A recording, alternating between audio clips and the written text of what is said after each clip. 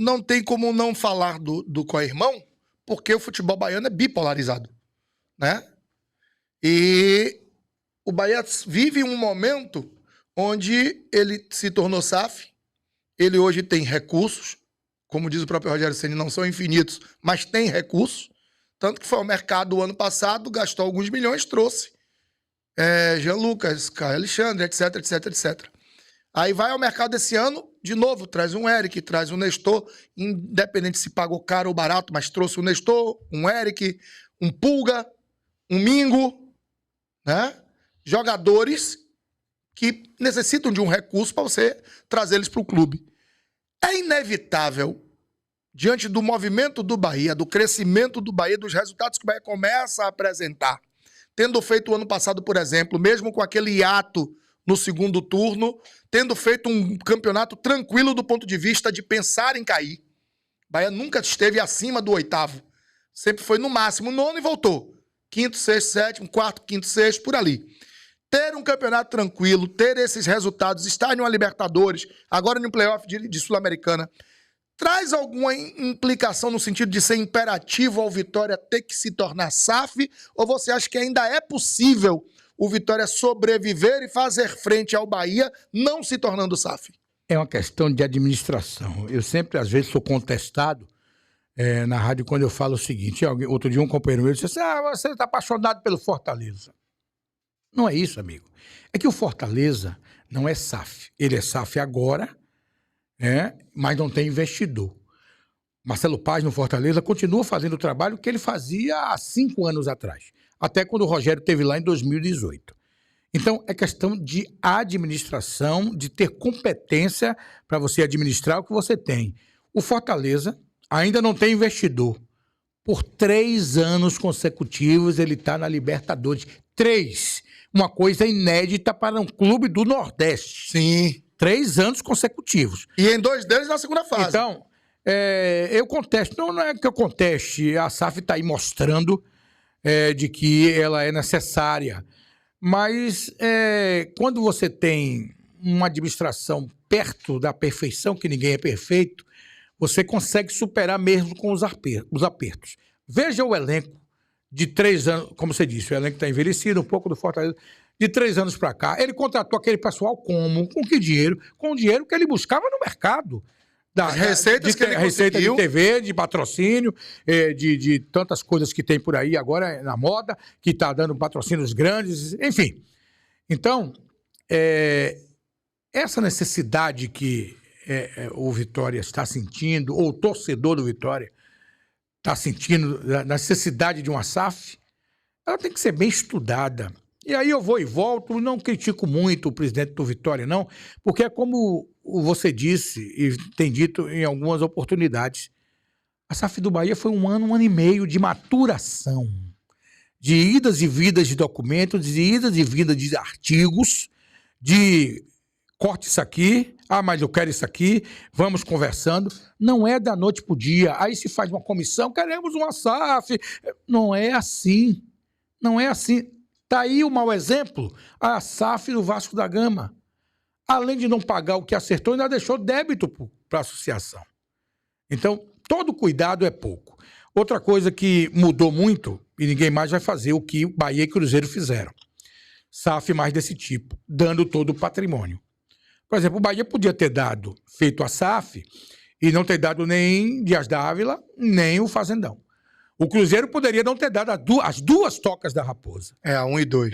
Deu tudo, deu patrimônio geral. Hoje, nenhum clube, por mais fraquinho que ele seja, ele quer abdicar de um patrimônio que ele construiu, sem ser SAF. Ele pode acoplar a SAF, aquilo ali, você passa a ser um sócio, tudo daqui também você tem participação, mas isso é nosso. Então, isso também tem dificultado um pouco aos grandes clubes. Se debate muito, Flamengo é SAF, o Flamengo está equilibrado, Madeira de Melo equilibrou. Palmeiras é SAF, o cara botou 300 milhões dele.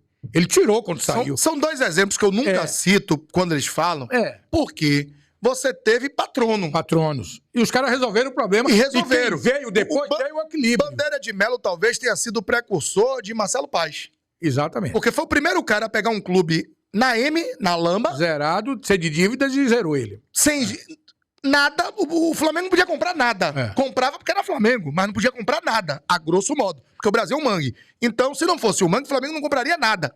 Mas o Bandeira de Melo foi o quê? Quando ele sai do Flamengo, ele deixa Ninho do Urubu em construção, todo Exatamente. pago. É. Deixa 1 bilhão em dívidas pago, a dívida já tinha caído para 500 milhões e toda ordenada. Ele já com todas as certidões, com tudo, ainda teve gente que questionou assim, mas só ganhou a Copa do Brasil. Peraí, irmão, ter a reestruturação que ele fez Isso aí e ainda ganhar uma Copa do Brasil é algo gigantesco, Mas porque a pior coisa no Brasil, parece que é pecado, é pagar débito. E outra coisa, o torcedor, ele tem que... É cultural, né? Ele tem que começar a entender que o clube é o futebol, mas não é só o futebol. O futebol é o carro-chefe, é que traz as divisas para dentro do clube, traz o dinheiro. Mas não é só o futebol, é isso que o torcedor tem que entender um pouquinho. Então, acho que o Vitória caminha para ser uma SAF, caminha. Mas todos os cuidados têm que ser adotados, né? Não existe... porque o deputado Marconi vai fazer isso. Não vai fazer porque o Vitória não pediu ainda. Ele está se prontificando a fazer, né? Claro que também Marconi está aí com a mídia dele, fazendo, vou tentar ajudar. Vai ser benéfico? Vai. Se vier, venha. Mas que venha uma coisa sólida. E também o torcedor do Vitória não fique viajando, achando que chegar aqui o cara vai contratar o melhor jogador do mundo por 200 milhões para botar no clube. Vai equilibrar um pouco? Vai, porque vai ter divisas, vai ter dinheiro para ir para o mercado buscar contratações. Antes de da gente encerrar, se o Bahia não quiser ficar de 8º para baixo, como ele foi no último campeonato, na minha visão, ele tem que contratar de 4 a 5 jogadores top, que cheguem para jogar. Se o Bahia se entender que 7º, 8º tá bom, esse elenco tá ótimo. Se o torcedor que está ávido para ver o Bahia entrar direto para a Libertadores, ficar em 4º, pelo menos, ele vai ter que reforçar. E o que a gente vê você e outros companheiros nossos a dizer todos os dias, que 2 será uma maravilha. Eu acho muito pouco. Eu acho muito pouco para que, se o Bahia quer alcançar outros degraus diante, porque será uma outra grande vitória. Não vou dizer triunfo não, viu, gente? Será outra grande vitória. O Bahia terminar em 4º. Ele está na Libertadores direto. Das 3 Libertadores do Fortaleza, 2 ele foi direto. 1 ele entrou. Como o Bahia entrou. Como o Bahia entrou agora. O Corinthians entrou junto com o Bahia, foi eliminado. Aí o Corinthians veio para a Sul-Americana, também foi eliminado.